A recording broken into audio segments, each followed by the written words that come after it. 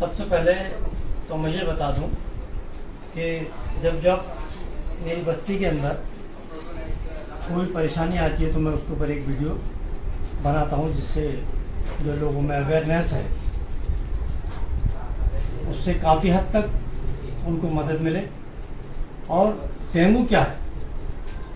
Dengue एक मादा Aedes मच्छर से फैलता है, जबकि मलेरिया जो है वो मादा एनाफिलिस से फैलता है। तो मुझे कुछ हंसी भी आ रही है कि समाज के अंदर कुछ मादा ही परेशान करती हैं, लोगों को भी मादा ही परेशान करती हैं, तो कुछ हंसी। डेंगू क्या है? इस वक्त बिलारी के अंदर डेंगू का प्रकोप बहुत ज़्यादा हो चुका है, और उसी को मैं थोड़ा सा ध्यान में रखते हुए आपकी अवेयरनेस के लिए मैं ये वीडियो बना रहा हूँ। जिस तरह से कि ये बच्चा है हमारा सहसपुर से आया है, इसको डेंगू पॉजिटिव है। डेंगू पॉजिटिव की जो निशानी है वो इस तरह से है।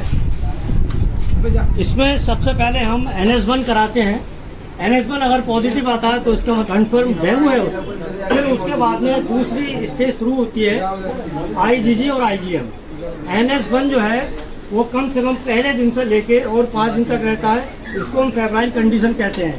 फिर उसके बाद 5 दिन के बाद में दूसरी कंडीशन शुरू होती है, जिसको हम क्रिटिकल कंडीशन कहते हैं। क्रिटिकल कंडीशन में बुखार तो कम हो जाता है, लेकिन प्लेटलेट बहुत तेज़ी से डाउन होती हैं, और उनके माँ बाप सोचते हैं कि डॉक्टर साहब मेरे बच्चे की कल प्लेटलेट 1,20,000 थी और आज 30,000 रह रही हैं। लेकिन किसी तरह का कोई पैनिक नहीं करना है। जितना पैनिक आप करेंगे, जितना आप करेंगे, डॉक्टर फ़ौरन आपसे ये कहेगा कि भर्ती हो जाओ, और कम से कम 20-25 हज़ार रुपये आपसे ले लेगा। और बेहतर ये होगा कि बच्चे को दाल का पानी, चावल का पानी, नारियल का पानी, आप बॉडी के अंदर पानी की कमी ना होने दें, पानी ज़्यादा से ज़्यादा पिलवाएं। अब रहा सवाल ट्रीटमेंट का, अगर बच्चे को फीवर बहुत ज़्यादा है तो सिर्फ पैरासीटामोल इस्तेमाल कराएं, इसके अलावा कोई दवा नहीं देनी है। पैरासीटामोल के अलावा अगर आपने निमोफ्लाइड, ब्रूफेन या मेफेनिक एसिड या इसके अलावा कोई भी पेन किलर डाइक्लोफेनेक देनी है तो उससे हमारे लीवर पे सूजन आ जाएगी। ये डेंगू का वायरस जो है वो हमारे लीवर को पकड़ लेता है। जिस तरह से ये 3 मरीज हमारे और बैठे हुए हैं। फिर उसके बाद ये लोग शिकायत करते हैं कि डॉक्टर साहब मुझे वॉमिटिंग हो गई, अब मैं क्या करूँ? एक वॉमिटिंग होने पर कम से कम 1 से 2,000 प्लेटलेट गायब हो जाती है। इसमें करना कुछ नहीं है, मुकम्मल आराम कराना है, सिंपली पैरासीटामोल पर रखना है, हल्की फुल्की एंटीबायोटिक पर डॉक्टर से आप उसके पास जाएं और अपना ट्रीटमेंट कराएं। ट्रीटमेंट बहुत आसान है, घबराने की कोई ज़रूरत नहीं है, ज़्यादा पैनिक नहीं होना है।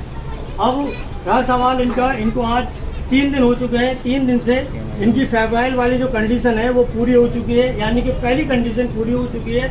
अब इनकी दूसरी कंडीशन शुरू होती है, जिसको हम क्रिटिकल बोलते हैं। क्रिटिकल पोजिशन में होता क्या है कि प्लेटलेट डाउन होने लगती है, फिर उसके बाद 3 दिन क्रिटिकल कंडीशन रहेगी, फिर उसके बाद में जाके प्लेटलेट बढ़ना शुरू होती है।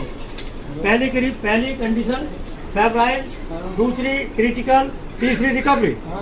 मरीज 10वें दिन जाकर ठीक हुआ करता है, ज़्यादा पैनिक करने की जरूरत नहीं है। और ये जो मच्छर है वो साफ पानी में रहता है, लेकिन कुछ लोगों की सोच ये है कि ये मच्छर दिन में ही काटता है, जबकि ऐसा नहीं है। क्योंकि जब आपने अपना लाइफ स्टाइल बदल दिया, आप रात को 12 बजे सो रहे हो और आपने अपना लाइफ स्टाइल बदल दिया, तो इस एडीज मच्छर ने भी अपना लाइफ स्टाइल बदल दिया।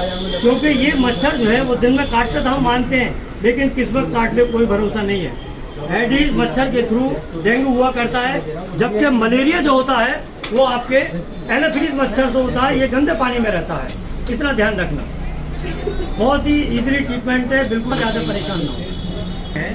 हमें प्लेटलेट तब चढ़वानी चाहिए जब हमारे नाक से ब्लीडिंग, आँख से ब्लीडिंग, या हमारे गम्स से ब्लीडिंग, या पेशाब के रास्ते या लैट्रिन के रास्ते अगर ब्लड आने लगे और प्लेटलेट जो है वो 10,000 से नीचे आ जाए या 15,000 से नीचे आ जाए, कहीं से भी ब्लीडिंग शुरू हो जाए, तब हमें 1 या 2 दिन के लिए प्लेटलेट्स किसी भी हार्ट सेंटर पर जाकर चढ़वा देनी चाहिए। Thank you sir.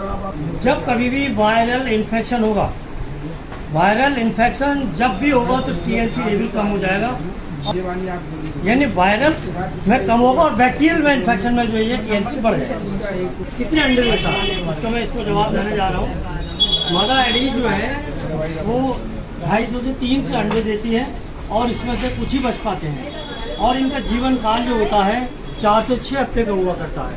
क्वेश्चन है कि एडीज मच्छर के काटने के कितने दिन के बाद में साइन और सिम्टम्स दिखाई देते हैं। एडीज मच्छर के काटने के चौथे 5वें दिन के बाद में सिम्टम्स दिखाई देते हैं, जैसे कि तेज बुखार का होना, सर में दर्द होना, कमर में दर्द होना, टांगों में दर्द होना।